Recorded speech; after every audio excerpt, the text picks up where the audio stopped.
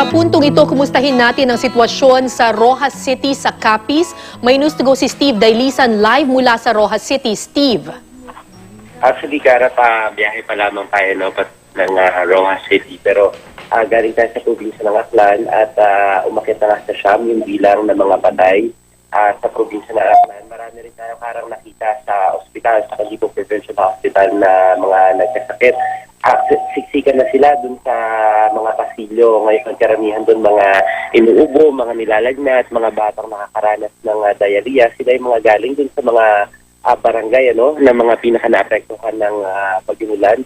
At yun nga, marami yung nagkukulang sa malinis na tubig na kanilang maiinom. At meron doon yung mga nakatatanda naman, nakita natin na sila yung mga may sugat sa paa, yung mga nakaapak ng pako, yung iba mga nasugat sa yero. Kaya naman yung mga doktor dito ay nagpapakalat din ng mga anti-tetanus at saka yung mga pain reliever para nang sa gayon ay hindi na lumala pa yung kanilang kondisyon. Siniguro naman ng provincial health dito na merong sapat na gamot, bagamat yung pasilidad nga lamang ay sa ngayon yung iba nagtatag na lamang ng kanilang yung iba may mga kanya-kanyang dala ng mga folding bed, doon na lamang hinihigaan nila at yung mismong hallway ng ospital, yun yung mismong kanilang inookupa. Yung ibang mga bayan dito, Cara, ay nagsisimula na rin na bumangon, kaso nga lang nasirapan din sila dahil wala silang mabilhan ng mga materyales. Yung pila sa mga bangko rito, napakahaba. Kasi hindi pa rin ganun kaganda yung komunikasyon dito. Yung isang bangko na pinagkukunan nila, pinag-withdrawhan nila sa ATM dahil sarado yung karamihan sa mga bangko dito. Nako, parang box office sa pelikula yung pila, napakahaba. Ganun din ang sitwasyon sa iba pang mga pinagkukunan ng pera. Okay, Steve. Steve, ang binabalita mo sa amin ngayon ay tungkol doon sa Aklan, correct? Kung ilalarawan mo yung devastation dyan sa Aklan, meron pa rin bang mga structures na functioning at the moment, at least yung kanilang municipal government dyan, provincial government, ay maayos pa naman at nakaka-function pa naman compared to the other areas na badly devastated talaga, Steve? Sa Calibo, nakaka-function pa naman, Cara. Okay. Pero yung mga, halimbawa sa bayan ng Batan, nilipad kasi yung mismong bubungan ng munisipyo nila doon kasi coastal area yun. So walang bubong yung kanilang munisipyo. Yung ibang mga bayan na pinuntahan natin, marami kasi doong mga bahay, puro mangyayari sa light materials. Kaya yun talaga yung mga nawasak sa ngayon.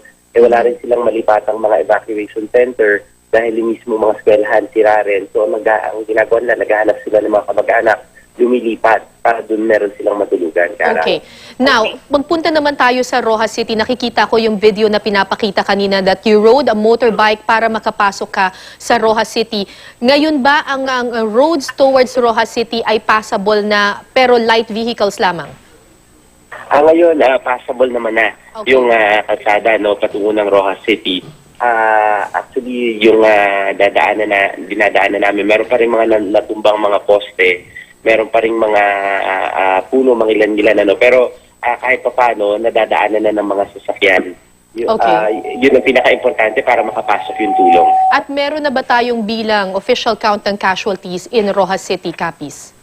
Yun nakuha nating bilang nasa mahigit 20 yung bilang ng mga patay doon, pero sisikapin natin na makakuha ng mas konkretong bilang kapag nakarating na tayo mismo doon sa kanilang Kapitolyo. Alam mo, Steve, ako ay marami akong kamag-anak sa Capiz dahil ang aking mother is from Rojas City in Capiz. Alam ko na kapag bumibisita ako dyan, maraming coastal communities dyan sa Rojas City, sa Capiz, dahil maraming beaches dyan Mostly ba dito sa mga nasa lanta, yung sinasabi mong 20 na casualties, I'm guessing that they came from the coastal communities of Rojas City?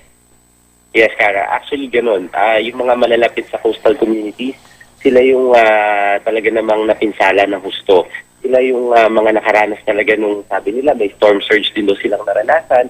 Ganun din actually yung sa mga kalapit na dun sa Aklan, yung pinuntahan ko, yung New Washington, coastal community rin yun. Marami rin yung mga nasirang mga bahay doon. Yun nga, yung storm surge na sinasabi nila.